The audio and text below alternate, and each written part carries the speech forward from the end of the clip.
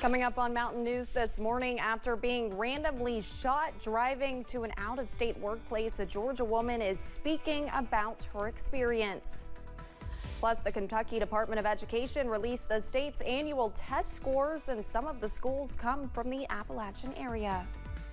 Dedicated to Eastern and Southern Kentucky, this is WYMT Mountain News this morning. Good morning, I'm Olivia Calfee. The time is 5:30 on November 2nd. Now let's check in with Chief Forecaster Brandon Robinson for a look at your chilly forecast this morning. Brandon, it is cold out there. Yes, ma'am, it is. It is a cold, frigid, chilly, whatever word, Arctic morning out there across the region. So just be aware of that and give yourself time to get those cars warmed up this morning. Let's take a look downtown Somerset. You see they're not too bad. A little on the warmer side for this area. 25 down that way in Pulaski County. We'll take you to the temperature map and you'll see we're in the teens in Jonesville and pretty close there in Clintwood. So 19 and 20 respectively. 23 Irvin, Manchester, Middlesboro, Jacksboro, Grundy. And then that's at the next coolest spots. 30 is the hot spot in Jackson. We're going to get that down a couple degrees. I don't know if we'll get to those records this morning or not, but it's going to be close. Your 12-hour planner today, lots of sunshine. It's going to warm us up into the mid-50s this afternoon. Sunrise almost 8 o'clock this morning, and then sunset 6:34. I do believe you'll get to see both of those pretty well today. Olivia? All right, thank you, Brandon. Martin County remains under a state of emergency as crews seek to rescue a man trapped in a collapsed building. The idle coal plant set for demolition went down unexpectedly Tuesday night, trapping 2 men. Rescue crews confirmed yesterday that one of the men had died. Emergency Management Director Jeremy Slinker says crews are determined to find the second person, even though their lives are also in danger. Those rescuers' lives are in danger as we speak.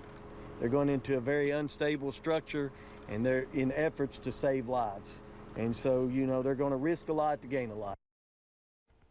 Investigators have not made contact with the missing man. They're using rescue dogs, cameras, and listening devices to try and find him. A news conference is set for 10 this morning. She was simply driving on the interstate going to a work assignment out of state when gunfire rang out and she realized she was shot. That happened to a Georgia woman in southern Kentucky on the night of October 17th. She is still recovering while police investigate and try to determine why it happened.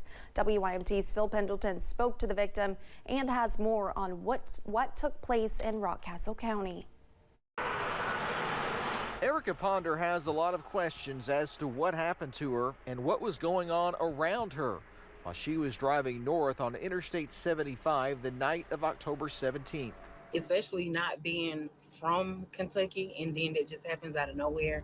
Ponder says she was driving to Pennsylvania when she heard a boom, then looked down in horror to discover she had been shot. The bullet came through my passenger door. It entered my right thigh, went through, came out, entered my left leg, my left thigh, and it was lunged right below my knee. The Rockcastle County Sheriff told me the day after this happened that they did believe that the perpetrator was driving another car.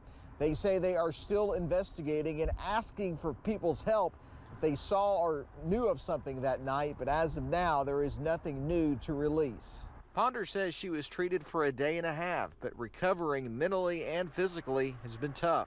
I'm walking better. At first, I was walking with a walker.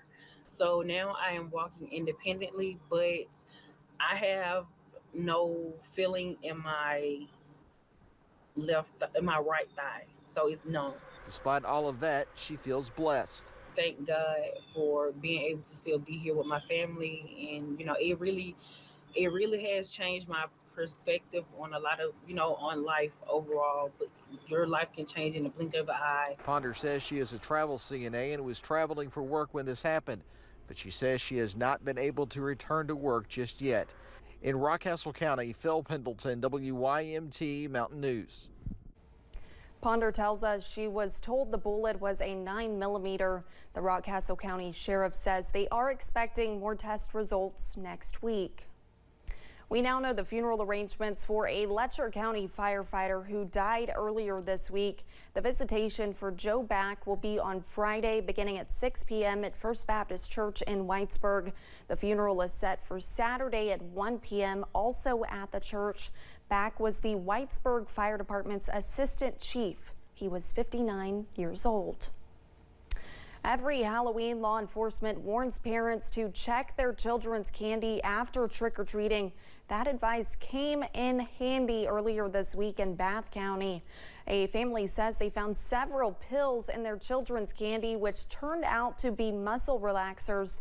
They called police, who say this is the only incident they've had reported to them. But police tell us the situation could have been even more dangerous than it already was. When it comes to like medication, you don't know if it's laced with, fentanyl, or it could have something else bad in it. The family who discovered the medication did not want to talk on camera, but do want other parents to be aware. The Kentucky Department of Education used the data from Kentucky schools' annual test scores to rate them. Schools are rated anywhere from 1 to 5, and based on that number, they are also assigned a color. Between the elementary, middle, and high school rankings, 14 schools from the southern and eastern region made the list. The principal of the number 4 ranked elementary school, Burning Springs in Clay County, says their atmosphere is what makes students want to succeed. Everything is very student-centered and student-focused. But again, we are truly a close-knit group. We hang out together, but we also know when it's to be serious. But most of the time when people come to this building, they say, oh my gosh, I can just feel it. You can feel the love and the success we have in this building. In the elementary school rankings, schools in Eastern Kentucky hold the top 4 spots. The ACLU is now asking the U.S. Supreme Court to overturn a Kentucky ban on gender-affirming care for minors. The U.S. Sixth Circuit Court of Appeals recently upheld the Kentucky ban. It was made law by the controversial Senate Bill 150 passed last legislative session. The case also involves a similar ban on essential health care for transgender youth in Tennessee. A similar law was struck down in Arkansas back in June. FEMA has approved nearly $19 million in federal funding for the Kentucky Division of Emergency Management. The funding will be used to remove debris deposited by severe storms, flooding, landslides, and mudslides that occurred last summer. Well, it is starting to feel like winter outside, and you may be getting your fireplaces going. Ben Beddoes explains why it is important to buy firewood local. It's getting cold out, so you may be getting the fireplace going or the wood stove operating. It's important, though, to make sure the firewood you have is local, as non-native insects can be spread. And one of the ways those insects travel and move from state to state is through firewood. They'll find firewood piled up somewhere and lodge themselves into a crack or underneath the bark. Somebody transports that firewood, they're then transporting that non-native insects that can be destructive to the forest. And not just the forest. They can be destructive to crops too. Ealing says this is how species like the spotted lanternfly recently found in Kentucky can move. It's one of several. There's Asian longhorn beetle, there's a spongy moth, there's all kinds of different bugs that are out there that are attacking our forests. There are certain types of firewood that don't have to be local. You can find and buy firewood that's been heat treated, and it'll be bundled.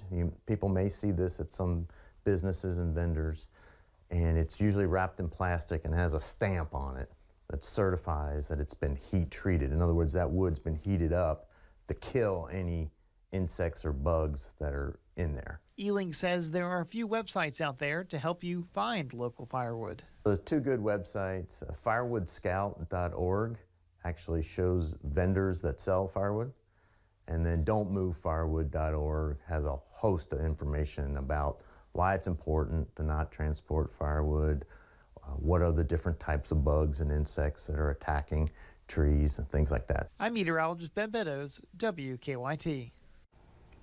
The University of Kentucky and the University of Louisville are keeping their rivalry alive in the Rival for Life Challenge. They are going head to head to see which school's fan base can register the most new organ donors this month. The annual challenge is now in its 22nd year. UK says last year U of L won, which means the competition is even more intense. More than 100,000 Americans are awaiting a life-saving transplant, many of whom are in Kentucky. Over 1,000 of them in Kentucky currently. It is so important. So not only can you help your fellow Kentuckians, but we can beat Louisville. The winner of this year's challenge will be given a trophy at the Battle of the Bluegrass men's basketball game on December 21st. Coming up, Elton John is leaving the yellow brick road for good after selling an iconic house. And the forecast continues to stay cold and dry for the next couple of days, but we're going to see a warming trend by the weekend. I'll have that full forecast coming up in about 3 minutes.